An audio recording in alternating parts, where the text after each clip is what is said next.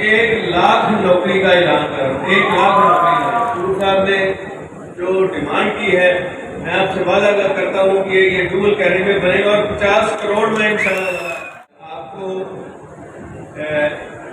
तकरीबन 1.5 अरब के मैं मनसूबे लेके जा रहा हूँ और इंशाल्लाह ताला सारे मुकम्मल हो जाएंगे।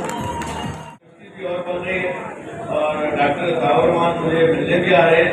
हमारी कोशिश होगी कि हम बने और हम गुजरात में भी एक इंजीनियरिंग यूनिवर्सिटी ऐसी बना रहे हैं कि जो ऑस्ट्रिया के साथ एफिलिएशन होगी और जो बच्चे पढ़ेंगे उस यूनिवर्सिटी में उनको वही डिग्री मिलेगी जो ऑस्ट्रिया में उनको मिलती है, जो यूरोप में उनको मिलती है।